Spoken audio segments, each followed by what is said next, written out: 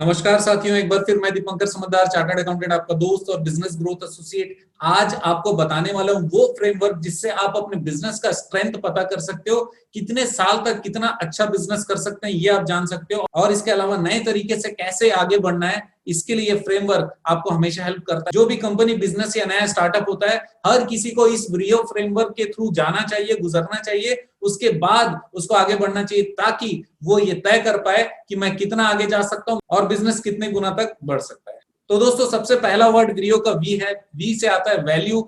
आपका प्रोडक्ट या services valuable है कि नहीं, ये यहाँ पर आपको जानना या फिर जांच करना जरूरी है। और ये वैल्यूएबलनेस कैसे पता चलेगा? सबसे पहला कि आपका प्रोडक्ट यूजफुल है कि नहीं। दूसरा, आपका प्रोडक्ट इंपॉर्टेंट है कि नहीं। तीसरा, आपका प्रोडक्ट का अमाउंट वाइज वैल्यू क्या, फाइनेंशियल वैल्यू क्या है। तीनों को ऐड करेंगे तो आपके प्रोडक्ट के वैल्यूबिलिटी का आपको पता चलेगा। तो अगर आपका प्रोडक्ट वैल्यूएबल है तो इसको ध्यान पे रखिए। दूसरे शब्द में आते हैं, दूसरा पॉइंट कहता है, are you able to exploit an opportunity और neutralise competition with an internal capability. क्या आप कोई अपॉर्चुनिटी को निचोड़ पा रहे हो, निकाल पा रहे हो, और कंपटीशन को आप कम कर दे रहे हो अपने लिए और आप उससे ऊपर चले जा रहे हो। ये वैल्यूएबलनेस की पहचान है। दूसरा पॉइंट है रेयरिटी। क्या आपका प्रोडक्ट या सर्विस रेयर है या कॉमन है? अगर वो रेयर है, इसका मतलब क्या हुआ? सबसे पहले, do you control scarce resources और कैपेबिलिटीज। क्या आप जो काम कर रहे हो वो बहुत सिलेक्टेड लोग ही कर पाते हैं, या सबके पास वो साधन नहीं है जिन साधनों को यूज करके आप अपने प्रोडक्ट या सर्विस या कंसेप्ट को डिजाइन कर रहे हो, राइट? दूसरा चीज, do you own something that's hard to find yet in demand. क्या आप कोई ऐसा मोनोपोली वाला चीज रखे हुए हो जो किसी और के पास फिलहाल अवेलेबल नहीं है और डिमांड से कनेक्टेड नहीं है। तीसरा पॉइंट है हमारा इमिटेबिलिटी। क्या आपके प्रोडक्ट या सर्विसेज को कोई भी कॉपी कर सकता है? इस चीज को कैसे जांच करेंगे? सबसे पहला पॉइंट है, is it expensive to duplicate. अगर आपका प्रोडक्ट को डुप्लीकेट करने में बहुत रिसर्च और बहुत बड़ा फैसिलिटी का जरूरत है, तब तो फिर आप बहुत ज्यादा दिन टिकने वाले हो, राइट? लेकिन अगर आपका प्रोडक्ट को कॉपी करना, उसके लिए जो सेटअप लगाने की जरूरत है या फैसिलिटी की जरूरत है वो बहुत आसान है, तो इसका मतलब वो इमिटेबल है, राइट? दूसरा पॉइंट है, is it difficult to find an equivalent substitute to compete with your offerings। इसका मतलब ये कि क्या ये इतना तकलीफदायक है या मुश्किल है आपके प्रोडक्ट या सर्विसेज के जैसा भी बनना। एग्जैक्टली प्रोडक्ट या सर्विसेज आपका कोई बना तो पा नहीं रहा है, लेकिन उसके आसपास भी अगर कोई नहीं आ पा रहा है तो हम लोग ये बोलेंगे कि वो इमिटेबल नहीं है। लेकिन आपके प्रोडक्ट जैसा कई सारे लोग आराम से बना पा रहे हैं, इसका मतलब वो इमिटेबल है, कोई भी उसको कॉपी कर सकता है। ये सारे जो पॉइंट बता रहा हूँ ब्रियो का, उसका इफेक्ट मैं इसके आगे बताने वाला हूँ। चौथा पॉइंट है ब्रियो का ओ। ओ का मतलब है ऑर्गेनाइजेशन।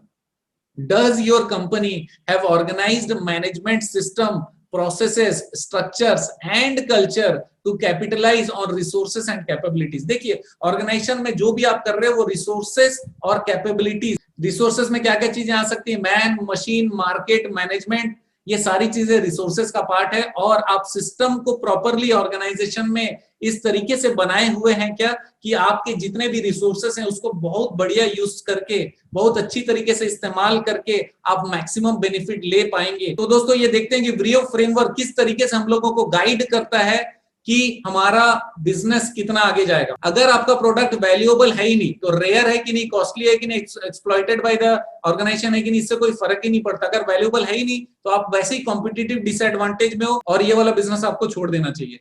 दूसरा, अगर आपका प्रोडक्ट वैल्यूएबल है लेकिन रेयर नहीं है, लेकिन अच्छा है, वैल्यूएबल है, लोगों को उसका नीड है, तो फिर आपके पास कॉम्पिटिटिव पैरिटी है। इस कॉम्पिटिटिव पैरिटी क्या होता है? जिस जगह पे आपका प्रोडक्ट अवेलेबल नहीं है वहां पर आप पहुंच के फायदा कमाते रह सकते हो जब तक दूसरा नहीं आ जाता। पैरिटी का मतलब ये होता है कि थोड़े दिन बाद हो सकता है कि कॉम्पिटिटर आ जाए, तब तक आप ऐसे जगह खोजिए जहां पर जाकर आप बिजनेस करें। जो प्रोडक्ट या सर्विस आप देते हो वो जिस जगह पर अभी नहीं है वहां यूज कर लीजिए। तीसरा पॉइंट है, आपका प्रोडक्ट वैल्यूएबल है? यस और नो बोले, हाँ बिल्कुल है। रेयर है क्या? इसका मतलब आसानी से मिलता नहीं है, बिल्कुल। लेकिन कॉस्टली है क्या? हार्ड टू इमिटेट है क्या? इसका मतलब क्या कोई दूसरा बना सकता है आसानी से? यस और नो। अगर यहाँ नो लिखा है इसका मतलब कोई दूसरा आराम से आपके जैसा बना सकता है।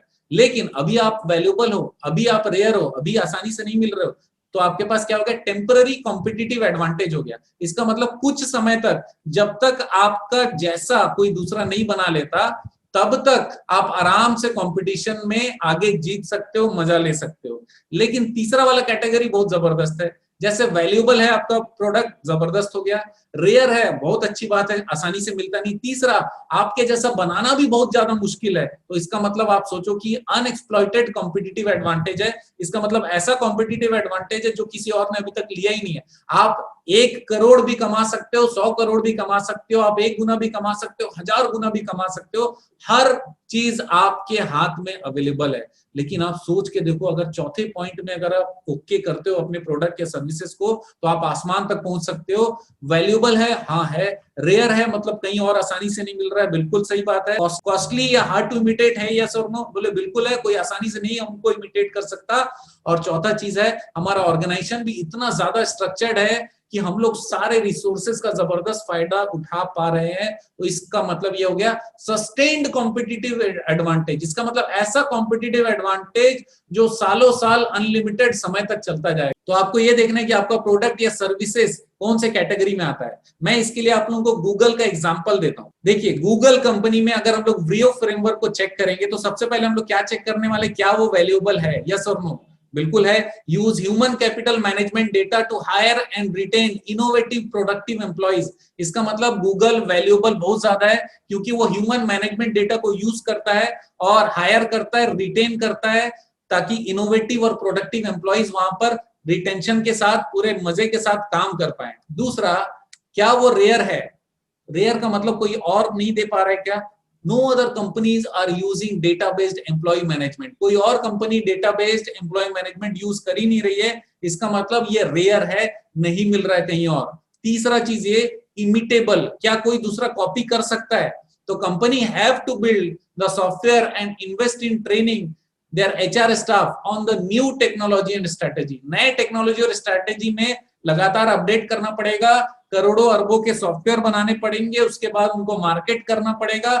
बहुत सारे प्रॉब्लम्स हैं किसी और को एंटर करने के लिए। और उसके बीच में गूगल इतने साल से प्रॉफिटेबल यूनिट है कि अगर वो कुछ भी पॉलिसी ऐसा ला दिया जिससे उसका जो यूएसपी खत्म हो जाए दूसरे कॉम्पिटिटर की, तो वो भी बहुत ज्यादा रिस्की हो जाएगा। इसका मतलब दूसरों के लिए कॉपी करना आसान बिल्कुल भी नहीं है। और चौथा चीज हम लोग देखते हैं, ऑर्गेनाइजेशन। क्या गूगल ऑर्गेनाइज्ड है? क्या गूगल सारे सिस्टम से काम करता है? दुनिया में गूगल से ज्यादा अच्छे सिस्टम से कौन काम करता है? ऐसा ऑर्गेनाइजेशन जो कि 100% सिस्टम से डेलीगेशन के साथ में एज ए एग्जांपल पूरी दुनिया में काम कर रहा है, इनके पास में सस्टेन्ड कॉम्पिटिटिव एडवांटेज है। इसका मतलब गूगल जो है व्रियो में पूरा जीत चुका है, वैल्यूएबल भी है, रेयर भी है, कॉस्टली है, उसको इमिटेट करना एक्सप्लॉइटेड बाय द ऑर्गेनाइजेशन भी है। इसका मतलब सस्टेन्ड कॉम्पिटिटिव एडवांटेज है। तो दोस्तों, आप जानते हैं मेरा मिशन है हमेशा आप लोगों की मदद करना और समय पर सारी जानकारी देना। तो बने रहेगा मेरे साथ, कमेंट जरूर करिएगा आपको कैसा लगा, और आपका दिन जबरदस्त और शुभ हो।